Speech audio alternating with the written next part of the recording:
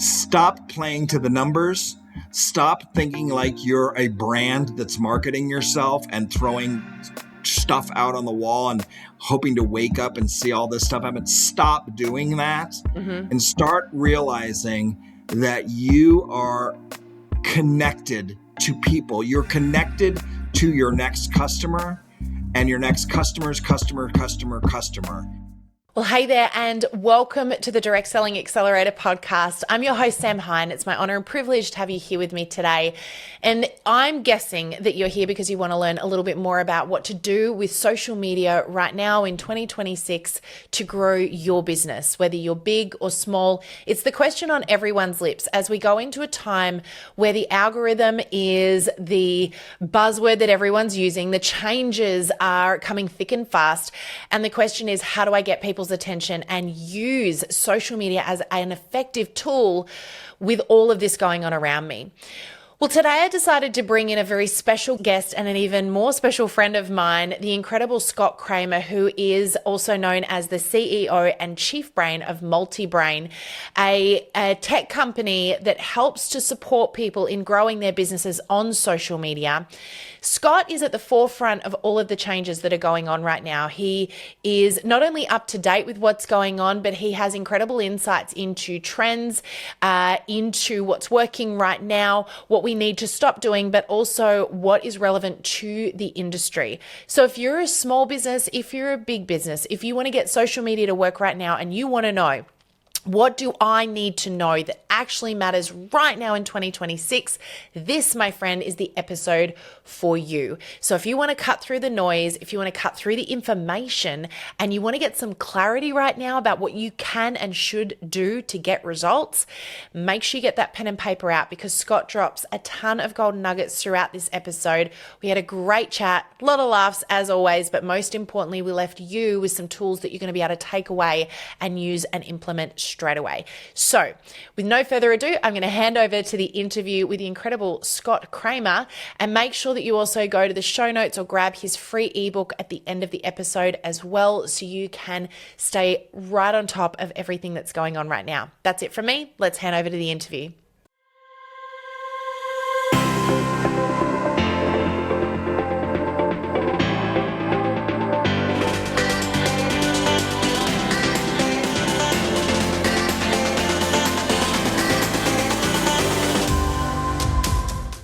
Well, hey there, and welcome back to the Direct Selling Accelerator podcast. I am so excited to be joined by not only an incredible person in the industry, but also a very, very special friend of mine. Welcome back, Scott Kramer, the chief brain and CEO of Multibrain. So great to have you.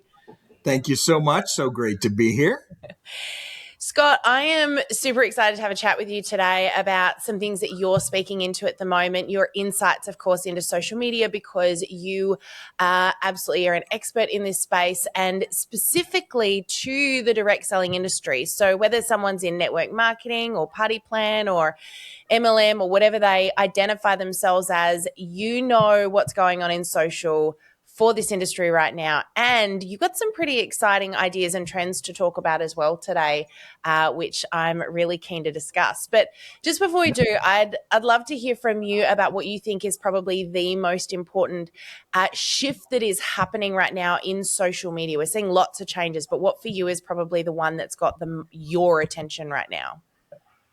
I think I'm the one that I'm most obsessed with right now, and it's a big thinker here, and I know we're going to get into it in details, is this idea of social media shifting from being performative, like, look at me, I'm here, everybody watch me, I have fans, and really starting to realize that social media is just a place to be connected with people. Yeah. So I'm seeing us move away from this creator influencer mentality of, wow, did you know I got 40,000 views? Because it's not really working. And shifting to this focus of, wait a minute, I'm connected to my friend Sam and I can actually convert her. I can work with her. I can send her content. I can connect with her. And that's how it works. Yeah. So given all the shifts that we're seeing at the moment, you've been watching social media for decades and you've been watching it evolve as we all have. What do you think is fundamentally different right now about this moment in time compared to past shifts that we've seen?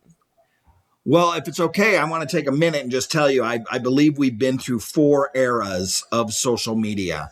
And you're right, I've been in this. I mean, one of the first things I did back when I was with IMG back in 2007 was the first live video streaming of Roger Federer and Maria Sharapova live from Wimbledon on Facebook.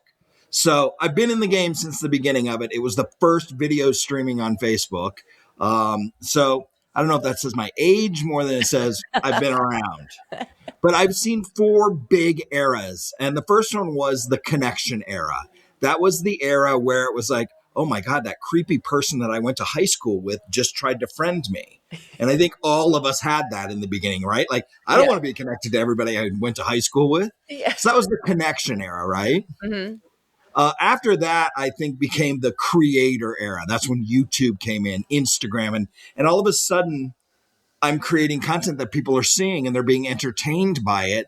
And oh my gosh, I can now monetize that, which leads us to the third era, which is the influencer era. Wait a minute, I can get paid to dance in front of my mobile phone or In play my with my in my dog, bikini, yeah. right? Um, I and never did and so that that though. Yeah. you do that. Do you make No, good money with that? all the time. No, never. Because there's But I another one you did. can go through. Yeah, no. No, but so we went from connections to being creators to being, I saw it as the first one was you're connected to people. All of a sudden, people get to, and I used to say this. I mean, this was what 15, 18 years ago, I would say. Social media, Facebook was like your grandmother's scrapbook. You Yeah, got to do your own timeline of your life.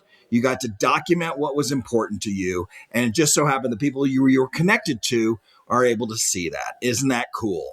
But then it shifted into all of a sudden I'm a dancer. I can dance in front of my phone in my bikini. Then all of a sudden I'm making money for doing that. yeah, So the whole world has changed because of that. And then now the space that we're in and where I feel we're going is what I call the algorithm chaos. mm-hmm. And that's where it's not so much about me being connected to people because this thing called the algorithm is going to decide who sees my content. So if I'm dancing in front of my mobile phone in a bikini, it's only going to show it to people who may be interested in seeing this in a bikini dancing in front of his phone. So that's where I think it's all algorithm Yeah, chaos now. We don't have control over who sees our content anymore. It's not who you're connected to. yeah, But I think that's shifting back. And that's where I put together this ebook called The Future of Social is Personal. I think we're going to cocoon back down into this personal approach to social. My cocoon, my community, my family and friends. It's going to go back to where we started because of another big topic for today, trust. And yeah. that's where I see us all going back. So I want to come to trust in a little minute, but let's just come back to the whole algorithm chaos thing for a little moment. When you talk about that, what's really happening right now where the algorithm gets thrown around a lot. For a lot of people, it feels like a very overwhelming topic because let's face it, no one knows exactly how the algorithm works and it changes so fast anyway. But what do we need to know about what's going on with the algorithm right now? And what would you say are the most obvious shifts that we're seeing in the way that it operates and the way it's delivering content? Well, look at it the way that I think everybody's asking. If I post something, why isn't everybody I'm connected to seeing it? Yeah. Well, that's because your one post is part of billions of posts that go out every day. Mm-hmm. So there's this thing called the algorithm that's going to take that content. It's going to look at what you're talking about, look at your topic. Everything about you goes into the algorithm, and it's going to decide, oh, well, this person over here that you're connected to is actually interested in that. So let Yep. me show it to them. So it's kind of this behind the wall wizard, if you will, this algorithm that will show your content. But I want to flip the coin here and be, wait, let's make the algorithm our friend Yes. and produce content that goes to our target audience. So instead of who's seeing my stuff, change it to I'm going to create content designed to reach this type of person or this target audience. Yep. I'm interested in people who live in Montana, who are interested in boats, who live a healthy lifestyle, who are dog friendly. Whatever those cues are, that's now my target. So therefore, my content strategy is going to envelop that arena, those keywords, that's what I'm giving the algorithm to then deliver to that audience. So use the algorithm as your friend to target your content. So this leads to a really interesting conversation because back a number of years ago, you talked about the influencer period. The aim was just get in front of as many people as possible, get as much reach as I can, get as many views as I can. And, for a long time there, people were measuring the success of their social media by views and reach. And, what you talk about in your ebook a lot is that concept of going from being viral to being vital for a few. What does that look like in real life for someone who's building a business online? And can you explain that concept? Yeah, I definitely feel like we're moving away from viral. I mean, I was just watching some stuff earlier today where it was like, go ahead and put it out on TikTok and you may get 9 million views. You just don't know.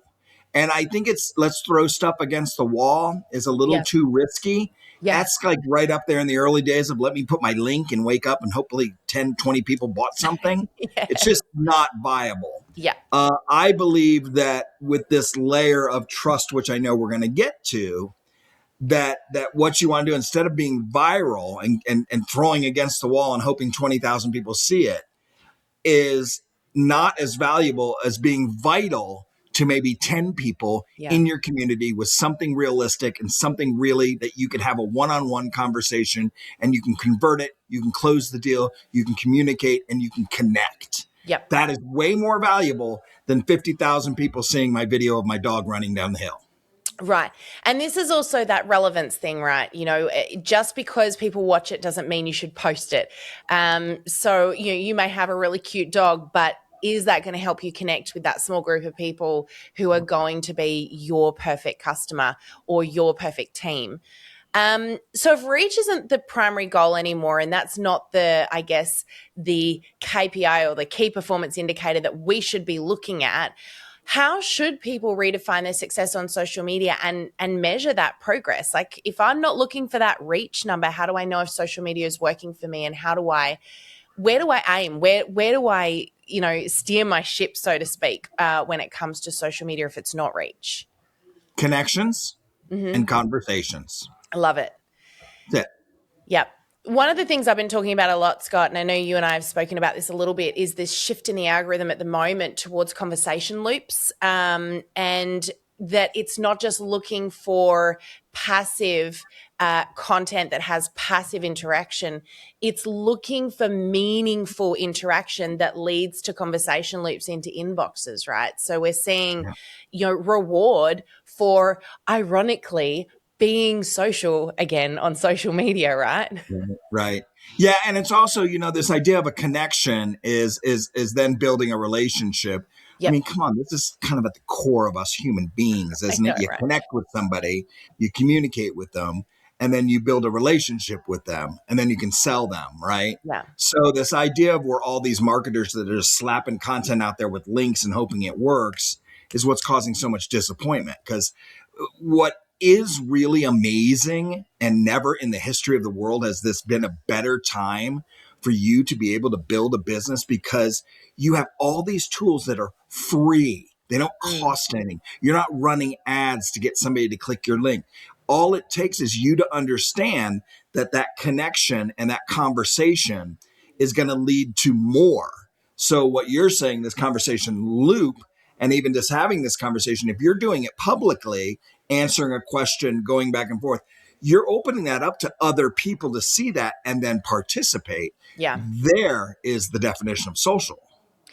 So I want to chat with you about trust, but just before we go there, because I think it's completely tied in, we are still seeing, and I want to get your take on this, but we're still seeing a lot of training in the direct selling space that is towards that idea of the second someone interacts with me, I'm going to send them an inbox message. I'm going to tell them all about my product and my business. That's not what we're talking about here, right? Oof. I mean, how's it working for you? Yeah. I mean, Yeah. how many times do you go to that inbox and buy it immediately? Yeah, right. So So, so go ahead. yeah, I think like preaching to the converted here, we both agree with this, but let's talk about trust because I think this concept here is that building of trust.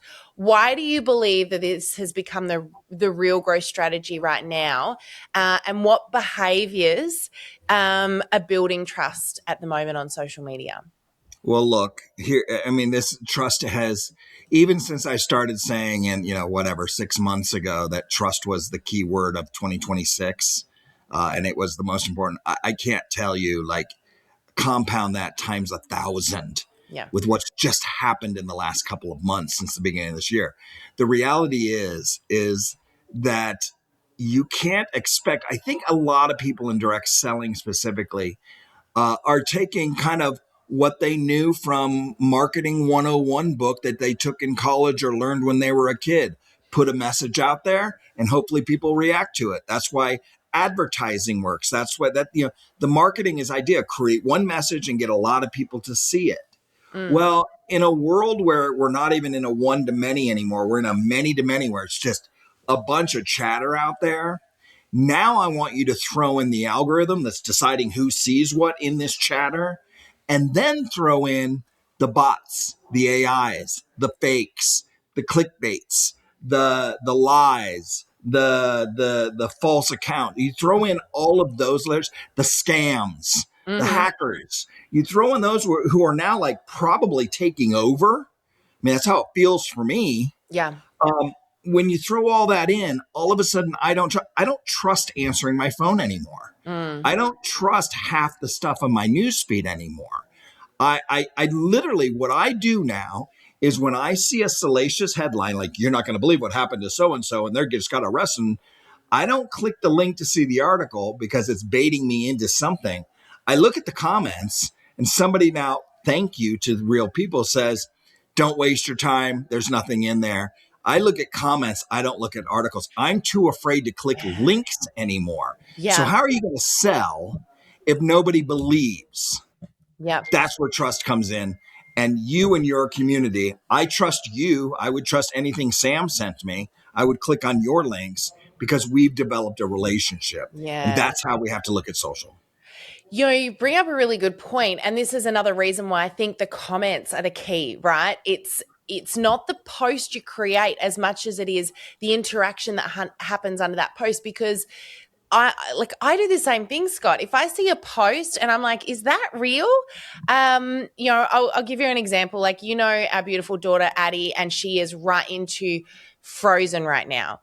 And I saw a post on social media with a little trailer for Frozen 3. Now, immediately I went, oh my goodness, is there really going to be a Frozen 3? And so before I click on the post, because I don't want to click on it because, like trust is such a big deal, I went to the comments. And of course, comment after comment after comment, which said, this is AI, how, you guys are so easy to fool and all this sort of stuff. And I'm like, great. I'm not going to look at the post. And so it's a really good reminder of the importance of the comments being almost a key part of your post. And something to consider when you hit post, what am I going to say underneath it and how am I going to interact with people? Because people are looking at it, right? Yeah, I mean, social media, you and I have been at this game a long time. And unfortunately, social media has just become a breeding ground for uh, political hacking, AI, fake, phony, to the point where you've lost trust. I mean, Yeah. I think trust is so key. Well, when you're thinking about your business and selling your products, um, and you think you're going to slap something out there that's fun and entertaining, dancing with your product, and you're going to get 40,000 people to look at it. It's just not going to happen today. People aren't going to click that links. I think you need to think about focusing on this fact that you have these connections with people through these social channels called Facebook and Instagram. These are ways for you to reach 1,000 people, Yeah. 100 people, 80 people. It doesn't matter how big. It's not about the quantity. It's that you have the connection. It's your responsibility to build that trust with them, because once you get the trust, you get the customer. Yeah. Yeah. Simple. And, in building trust too, I just want to come back to the whole AI thing here, because there is a really interesting balancing act going on right now. And the question on a lot of people's lips is, to what degree should I be using AI for my social media content if AI is one of the core reasons people don't trust social media content right now? What would you say to that? It's funny. I'm watching it. I'm watching a Yeah. couple of companies very specifically, and I'm not going to name them, but you can always tell again with how long, we have over, I think we're up close to 900,000 people actively using multi-brain platforms. Yep. And so I see everything.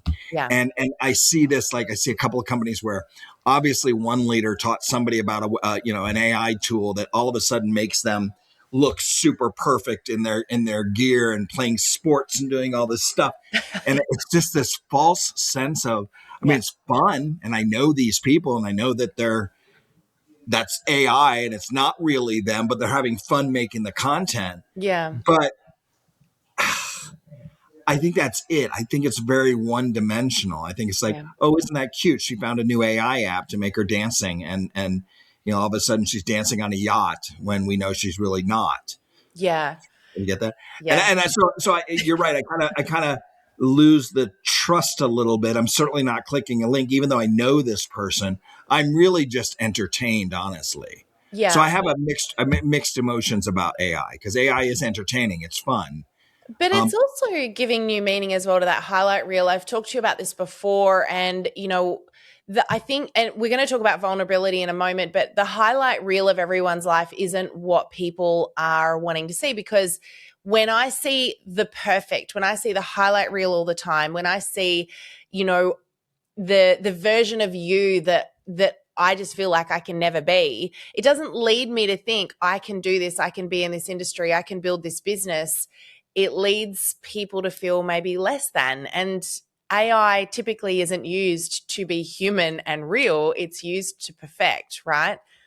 Or remove the human element So altogether. interesting that you bring that up, because I had something happen to me. I was on a cruise with a family and the mother-in-laws and all that stuff over the holidays, and we were talking, and the mother-in-law said, she goes, I don't believe in social. Like, if you're following this person that lives this lifestyle, why is their life always so perfect? Why are they not crying? Where are their bad days? Where are they showing that life is not perfect and all that? And Yeah. what I said to her was, well, you know what? I don't show the public when I'm depressed or crying. Mm. Why do I need to do that? My identity and my persona, my personal brand is, I use social media to make somebody smile and to Yeah. try to bring some happiness to people. I don't need to share that I had a really bad day and laid in bed because I was so bummed out. I don't need to share that to Yeah. be vulnerable, or share that to show that I'm real. I also don't share my political views or my religious views or my opinions on things, because I have a brand that I want to attract as many people to as I can. I don't want to alienate them based on my opinions or my Yeah. views. Yeah. So it's just, it's that's just a reality. I don't put fake stuff. I don't give myself more bangs. I don't do that, although I should. Iron out the wrinkles, all that sort of stuff. Right? I did actually see a really cool post from Kate Winslet recently, and it's probably not recent at all, but I really did. I think it was a really good message as far as what we're talking about here, though, is concerned. And her team had taken a photo of her and had used some editing tools to iron out her face to, get rid of a few crinkles, right? And she publicly lashed her team and said, I know where every wrinkle is on my face, and I want you to put every single one of them back, because I don't want people to believe that I look like this right now. Like, I've aged and I'm proud of it, and I want every wrinkle put back. And, I think what you're talking about is really important. It's what I call a car crash, right? There is a difference between being vulnerable in a way that shows that you're human and being Right. vulnerable in a way that is being the car crash, right? And the car crash is that opinionated, here's what I ate for breakfast, here's, why I'm feeling down today, here's all the ins and outs of my life. You and I don't share the ins and outs of everything that goes on in our world because that's our life. But we do show up on camera sometimes. You do too, without makeup on, right, Scott?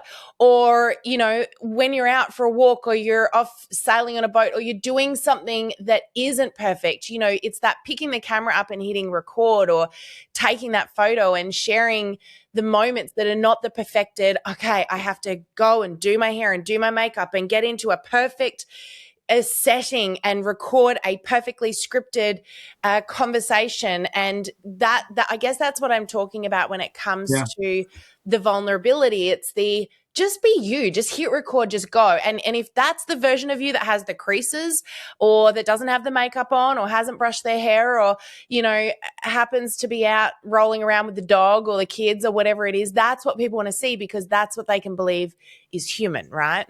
Absolutely. They can connect. You want people to connect with you. So if you're too, and I get this all the time, beautiful and perfect and just supermodel looks all the time, Yeah. I know I'm always people pulling you up for that. right. I mean, people get scared of me because of all this happening. So, it is true. That's why I come a little bit, just shoveled a little bit, just because I'm trying to open myself up to. Yeah, right. I'm kidding. I'm kidding. No, but it's true. It's true. You're not trying to. You're not trying to impress or what's the right word? I guess that's where I'm talking about the highlight reel, right? The highlight reel is look at me, I'm perfect, I've got it all together all the time. No one believes that and they don't connect with you when you do that. They don't Um, connect with you, that's for sure. and I coached someone a few years ago who is still a top leader in the company that she's with, and she was one of those people that came up to me and said, "Oh my gosh, Sam, I've got I'm getting hundreds of thousands of views every time I post, but nothing is converting." And when I went in and had a look at her content, every single post was her she is like a model. She's absolutely stunning. She had her hair done, her makeup done, always had designer clothes on. Now, this particular person owns a ranch and, loves riding horses and, hanging with the cattle and the dogs, and she's got kids. And every time I caught up with her on a Zoom call, she would show up with her, what do you call it, plaid? Her check shirt on, her flannel shirt. She had her cowboy hat on, no makeup, and she looked so beautiful in a real way that I connected with. And Yeah, I asked her, when's the last time you showed up with like this without your makeup on, out with the horses and just did something that was you? And she said, "Oh my goodness, I would never do that because I need people to see me at my best." I was like, right. they don't connect with you at your best. That's why you're getting lots of people looking at you because you are stunning and they love what you're sharing, but they don't feel like they can be you. And to be in this industry, I need to feel like, okay, for me to run this business, I need to be able to, like, in some way, shape, or form, resonate with this person and go, that talks to me. There's some similarity here between my life and this person's life. But when they're seeing this highlight reel of perfection all the time, like the Scott Kramer we see today, they're thinking, Exactly. right? They're thinking, I can't be that, so I'm not going to join because it's just out of my league. It's not It's not possible. attainable. Yeah. It's not attainable. I'll tell you what, this is a funny story. You made me think of this, and this is 15 years ago, 10 years ago. But a very good friend of mine, Lee, he's one of my producers when I was back in my Hollywood days.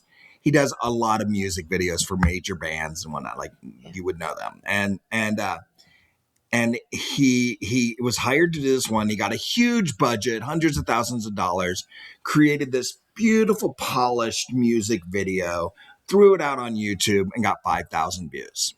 Mm-hmm. And so he went back and he goes, guys, let me do my version. And he literally took his phone, took a convertible, drove down Sunset Boulevard, shot a video, 5 million views. Yeah, it's So amazing. polished is not better in today's world. Authentic always wins. Like Yeah. everyone wants amateur because it's attainable. You're connected to it.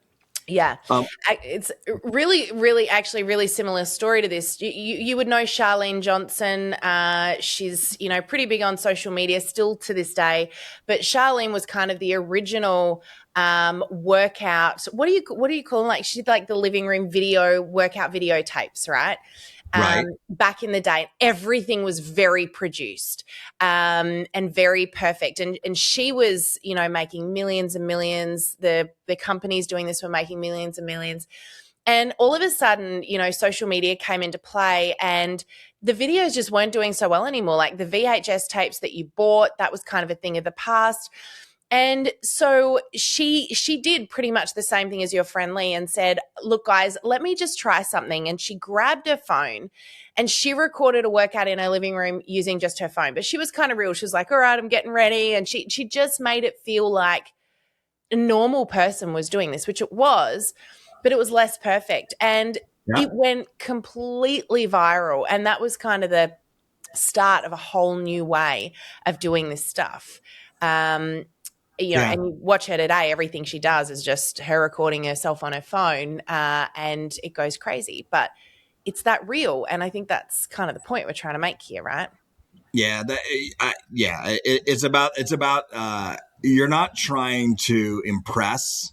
That's what I'm trying to say. You're not Mm. trying to put yourself above everybody because mine's perfect. Now, you know, obviously with me with this all this stuff, but you're trying to connect with somebody, and Yeah. you're trying to find that commonality that leads to the word of the year, trust. Yeah. So if you're coming at me with the horse and with this and no makeup and da da da da, it means I can kind of trust you. It's and I know you want to get to it because we talked about it because it's such a cool thing. There's this world in Hollywood that every character, everything in Hollywood is called the hero's journey. So every movie, Mhm. every TV show, Yep. everything you see is the hero's journey, the rags to riches, the struggles, the success. But there's another thing that every single show, every single movie has, which is called the character diamond.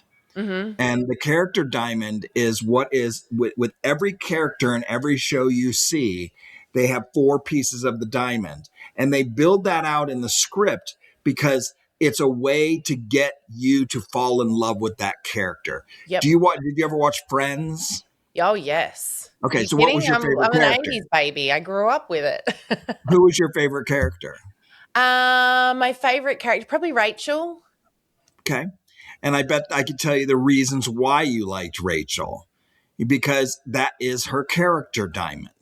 So I took that concept last year and applied it to personal branding and applied it to everybody out there who's now trying to develop this connection, this trust with people to sell, to do business. Mm. So I applied the same concept, and it's surprisingly kind of amazing, right? I mean, it really works. You want to go through it? Yes, I want to hear it. All right. So the character diamond is four aspects. At the top of the diamond is your superpower. All right. So your superpower is what you do well. What do you do great? The thing that makes you feel effortless. Okay. Yep. But, and it's valuable and it's your superpower. Now, Mm-hmm. what we just talked about was this idea of you being all perfect is mean all you're doing is leading with your superpower. All Yep. right. So that is number one. The number two, at the opposite of that, superpower at the bottom is what's called your kryptonite.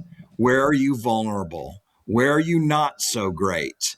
I do one from the stage. I made a joke, just a simple kryptonite. It doesn't mean that I curl up in a ball and cry every day. I don't. But one of my kryptonites is when you go to a restaurant and you order a sandwich or something, and they say, "Would you like a salad or French fries?"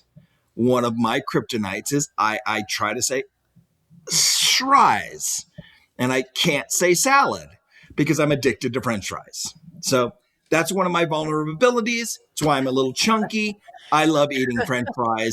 It's a weakness. Yep. So sharing a weakness makes people laugh, Mm-hmm. makes people feel relatable, makes people feel like you're a real human being, and you're truthful and you're honest and you're sharing and you're vulnerable. So kryptonite is as powerful as your superpower. And a lot of people don't realize they want to hide those things, but I use it to entertain. It's why a lot of comedians do this self-deprecating humor. Like, I'm so fat that I da. It's humor by sharing vulnerability, and Yeah. it's a really powerful tool Yeah. I love about that. trust. Yeah. Yeah. The other two are so important too. Are the behind the scenes to the right. Mhm. Don't just show me this perfect you. Show me how you got there. Show me your product. Show me the unboxing. Show Yeah. me the process. Show Yeah. me more. Get me get deeper. And then on the left, obviously, then would be the mission. Why are you doing this? What drives you beyond the commissions? What is your mission behind your presence? What's the purpose of your content? Why are you doing what you do? What's the purpose? Because Yeah. it may be because I want to go on a big trip, or I want to save up for a new car, or whatever that is. A lot of people align with that as well. Yeah. That's the character diamond, that every character in every movie, every TV show, that is done in the script phase. And I believe Yeah. it's perfect for personal branding. So good. I love that. And that, I think, really ties in beautifully with the red thread concept that we're talking about a lot at the moment, which is the importance of having, 3 to 5 key topics that you are talking about on your social media so that the algorithm knows, what do you talk about? What's your strength? What's your weakness? What's your conversation? I love that. And that's a really simple, easy way, Scott, for people to stop and think about how they're showing up and formulate their personal brand. I love that. Yeah. It's fun. I mean, and to that point is the same thing with the algorithm is, and this is like, if you want to talk about latest updates, this one totally came to fruition and truth, which was, I always talk about your keywords, right?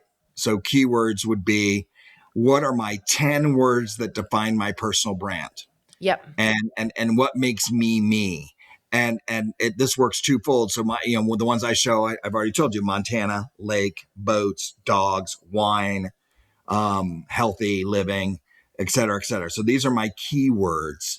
Now, I want to incorporate those because somebody who's going to be connected to me and join my team or buy from Mhm. me or come in is probably going to like dogs, Yep. is hopefully going to get into boats, because then we're going to be able to have conversations. Then we're Yep. going to be connected. We're going to build a relationship. So these keywords that define me and make me different from everyone else that are selling the same thing are what make me unique to myself. Yep. I use those in my content, and the algorithm then uses that as a trigger to connect me with like-minded people. Yep. The cool thing that just happened, in the last month or 2 months now, Instagram allows you to go into your settings and set your keywords, basically your algorithm, what's important to you. And Yep. it'll show you that content. Yeah, yeah, that's right. So we've actually got more control over what we see now as well, which means so does your audience. Yeah. Let's just quickly talk about the whole keyword thing, because I think there is a lot of confusion right now, a lot of questions from people right now around hashtags. Is it a strategy I should be incorporating? How important are hashtags now? How do I use them anymore? Do you want to speak into that and speak into the difference between hashtags and keywords and how they should be used? I go back and forth on hashtags. I don't think they're as important as they used to be, because every word you put in your bio, in your content, in your socials, in your speaking, in your lives is all searchable today Yeah. Mhm. because of this thing called the algorithm. So just because I like dogs, I don't have to say hashtag dogs. Yes. Okay.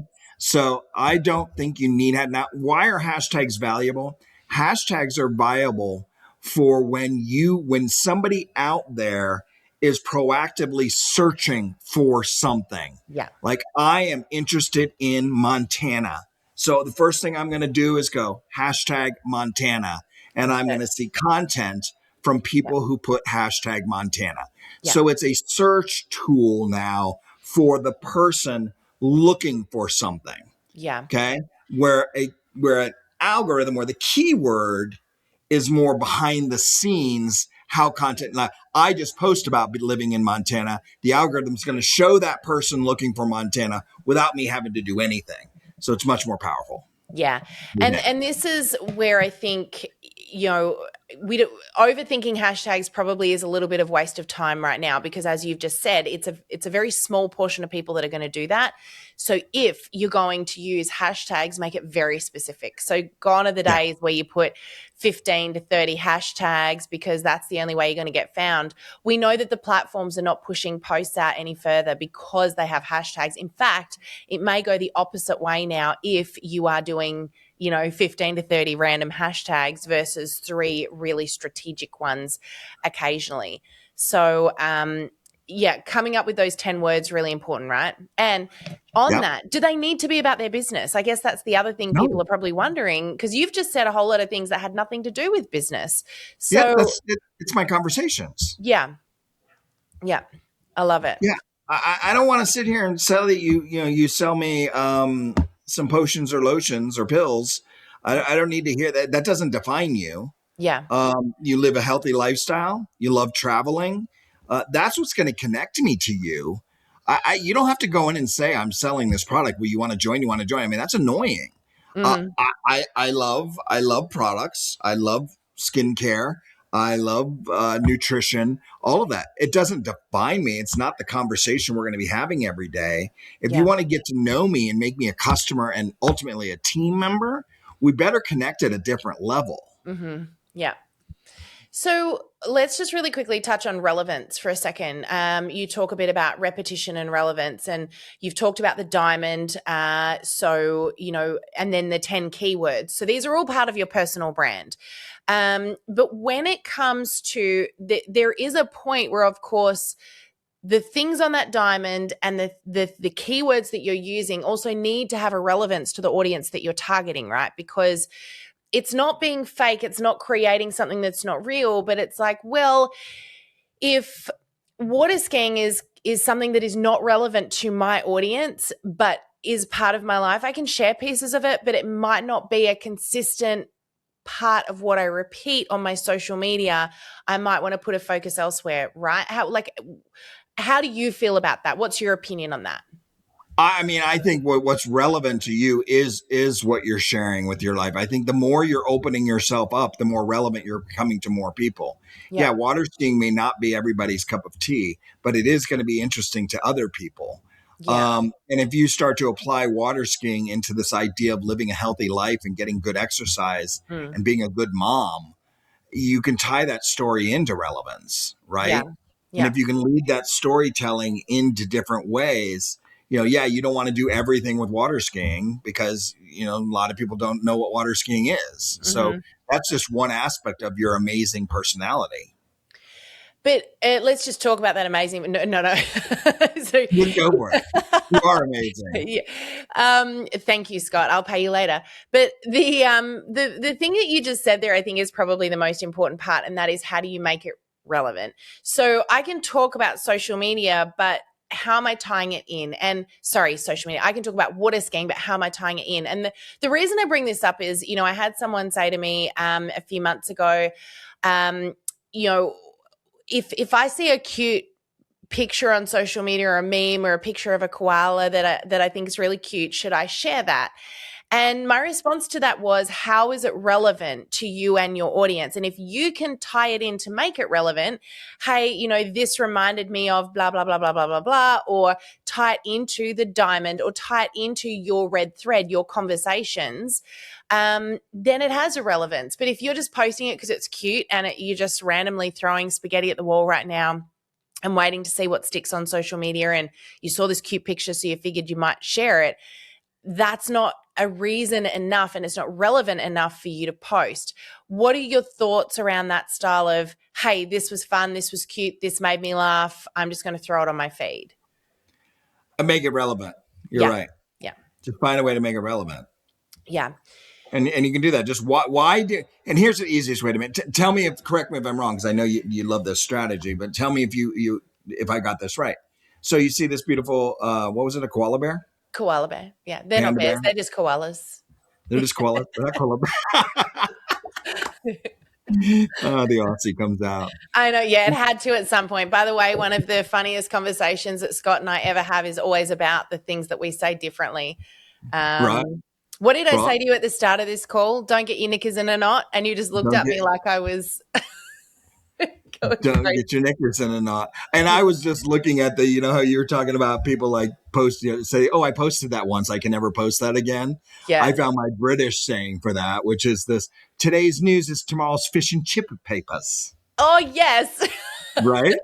Because when you said that earlier, I'm like, what was that saying? Today's news is tomorrow's fish and chip Yeah. papers. Anyway, back to the koala, not bear, just koala. Yeah. Is I may say it's cute and I may want to post it, but I'm going to tie it into why I'm posting it. Yeah. Hey, I just saw this. I'm going to tell a little story. I Mm-hmm. just found this really cute koala, and I call it a koala bear, but I have this really good friend at Sam Hind, who's the most amazing social media speaker and trainer. And she told me last time I was in Australia that koalas aren't bears, they're just koalas. I just made that relevant, didn't I? Yeah. Yeah. And that's a really good example. It does not need to be complex, right? No, but I'm asking you, did I make that relevant? Yes, you made that relevant to your life and to your Yeah. audience. And yeah, it now has relevance and people get why you're sharing it rather than I kind of get frustrated when I see posts that people have shared and I look at it, I'm like, why are you sharing it? You're not even putting a caption with it. And a lot of people do that. Please, by the way, if you're doing this and you see something that you like the koala, not bear, and you go to share it, tell people why you're sharing it. Don't just assume that they know, because otherwise they're thinking, why are you spamming me with this stuff? And soon enough, they're not going to see your stuff at all because they're thinking that and they're just not clicking on, they're not paying attention. Yeah, tell the story. Bring it back to why you're. And it could just be, I am a sucker for cute things, Yeah. and you know what? Sue me. But sometimes I like to post cute little animals that are in the bear family, including this koala. That makes it relevant. It does. I It give does. purpose to my content. Yeah. Yeah. It's that So good. simple. So let's just really quickly touch on the future because I got a few fun questions for you, Scott. Okay. So 3 years from now, what do you think the most successful leaders and brands will be doing differently on social media? They are going to be.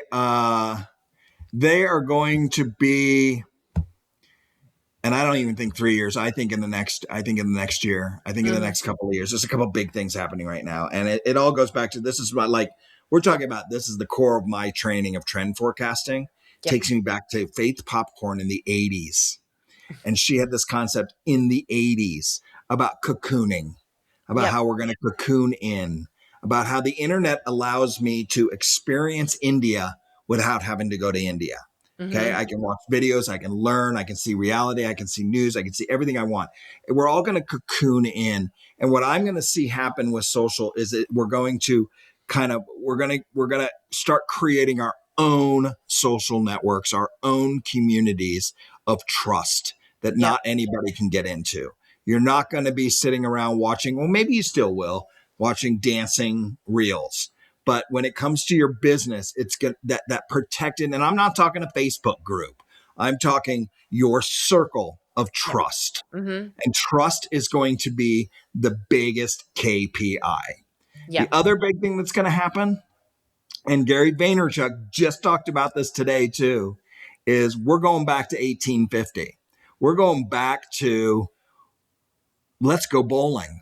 Let's get together in real, let's go do something and touch hands and see each other and have an experience together. Because this world we live in right now is starting to be a little creepy on our phones, where where the true interaction, the adventure, the experience becomes the luxury. Yeah. And so the biggest leaders are going to be creating events and moments for people to really get together. Yeah. That's what I believe. We're going to start cocooning in to our communities and our circles of trust. Yeah. And that's it. Reconnecting. Record this, okay? Yeah. Yeah. Yeah. I think you're really right. And, that's really funny you say that because I think last time we saw you, we went bowling, right? Right? Yeah. So I did win, but that's not the point. Did you win? No, I didn't. Okay, I didn't think so. I won, right? I don't know. Scott, if someone is feeling discouraged by social media right now, what would you want them to remember, or what would you say to them? Stop playing to the numbers. Stop thinking like you're a brand that's marketing yourself and throwing stuff out on the wall and hoping to wake up and see all this stuff happen. Stop doing that Mm-hmm. and start realizing that you are connected to people. You're connected to your next customer and your next customer's customer. If you just respect it, focus on vital, not viral. Um, think about sharing content one-on-one with people. Like I have this, in our app BAM, not to self-promote anything here, but I have this ability that when Sam says, God, I want to make a really great lasagna. You do? Oh, I just DM'd you the most amazing lasagna recipe. Mm-hmm. That is trust. That is pure communication and just right on one-on-one. That is the power of social media, is the ability to communicate and connect with people like we've never been able to before. Yeah. Yeah.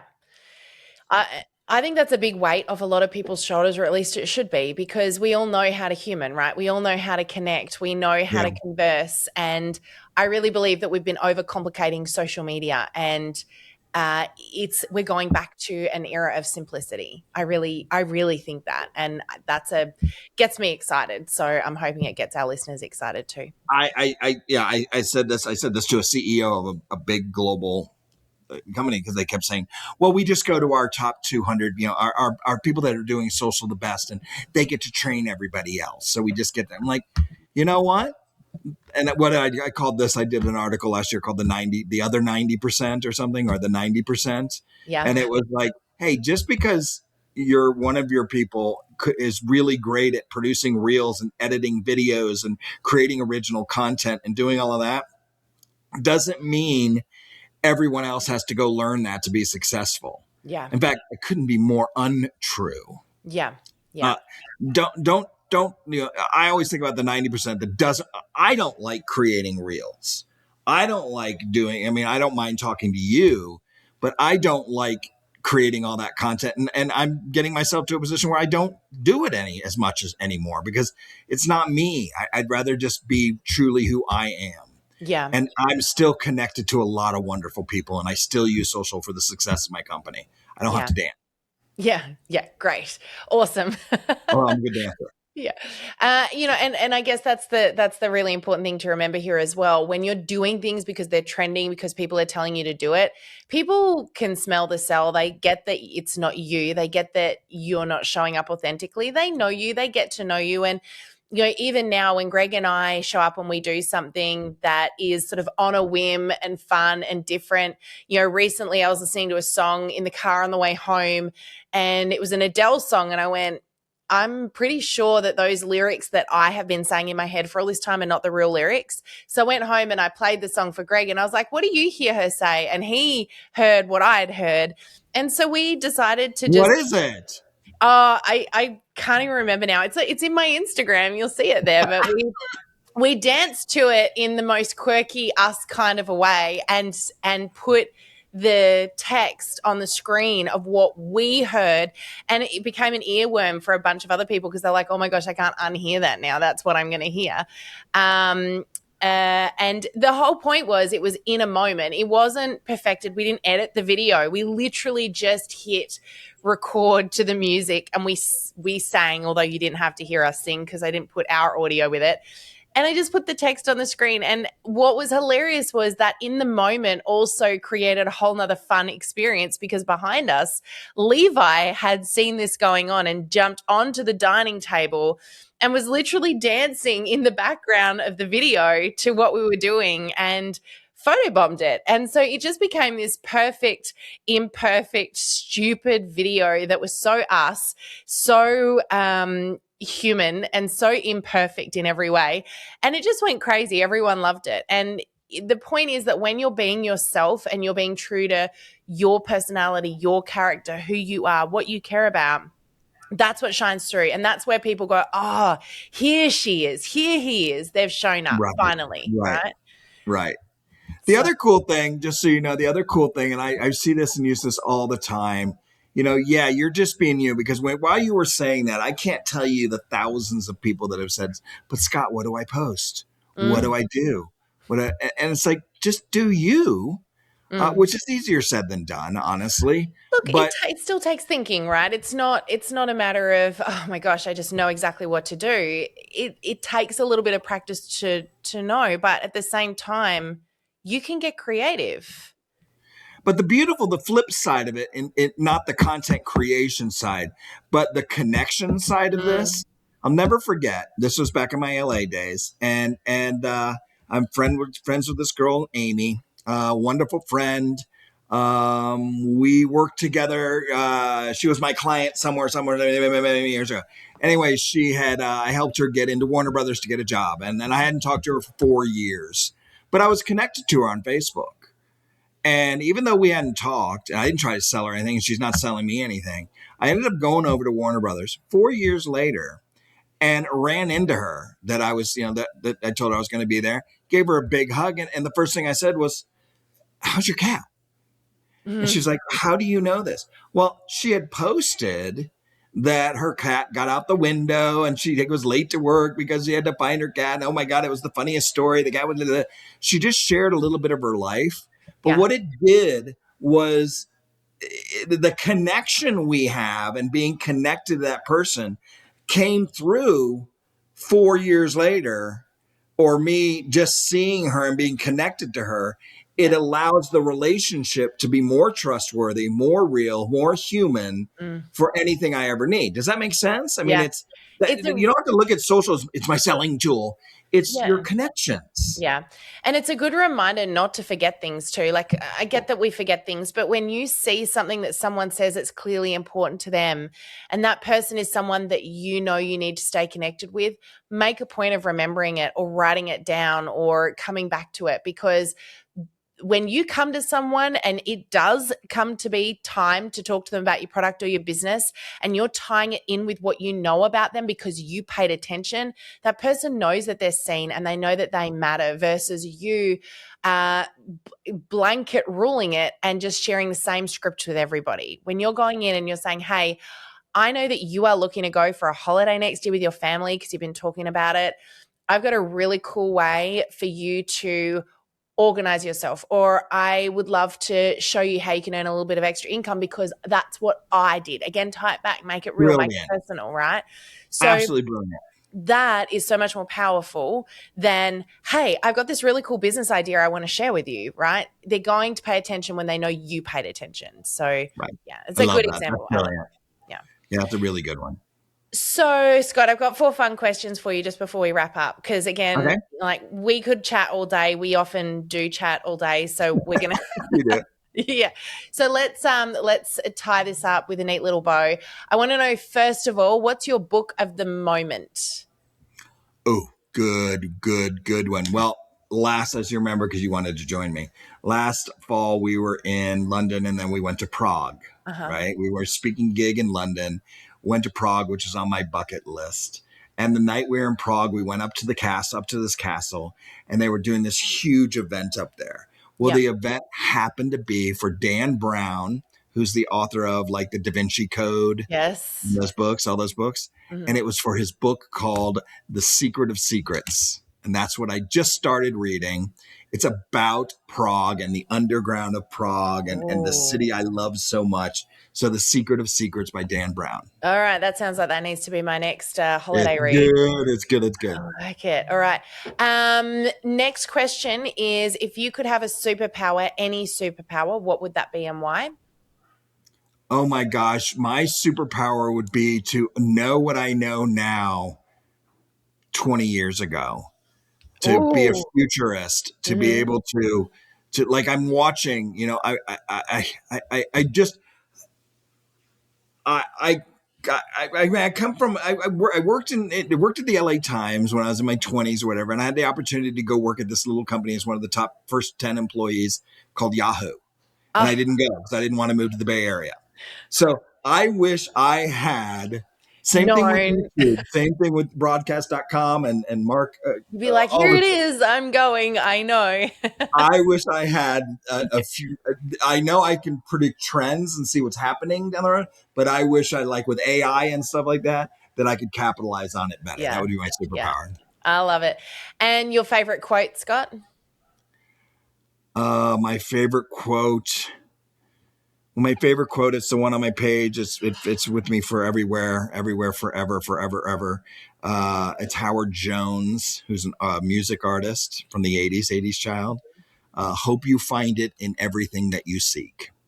Ooh, I like that. It's my favorite quote of all time. And very last question. If you could go back in time and say one thing to your past self, what would that be? Follow your gut. Never question yourself. Be fearless. Yep. Amazing. Now, Scott, if people would like to get hold of your ebook or want to find out a little bit more about you guys and what you get up to, where can they find it? Where do they go? How do they connect?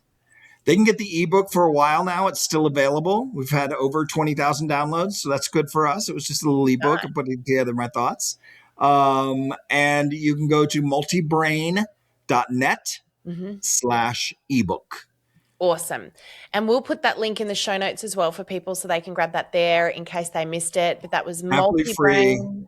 That's it. Totally multibrain.net/ebook. Awesome. Thank you so much, Scott. I so appreciate you joining me on the podcast again. You've been on here a couple of times now, but every single time you give us a few more mic drop moments, a few more golden nuggets, and you're a wealth of information. So thank you again so much for joining me. I really appreciate you. Well, anytime you want, because I think you're amazing. So to your audience, this is the best right here. So thank you for having me. Awesome. Thank you so much, Scott. And thanks, of course, to our beautiful audience for tuning in this week. Make sure that you hit subscribe and share the episode with a friend or someone that you think might want to hear this message. Thank you again for tuning in, and we'll see you on here again next week. That's it for us. Bye for now. Thank you for joining us in this episode of the Direct Selling Accelerator podcast. If you love listening and you found that this was helpful for your direct selling business, please like and subscribe to our YouTube channel. You can also check out the recommended video that's popped up on your screen right here. I look forward to seeing you again next time. Bye for now.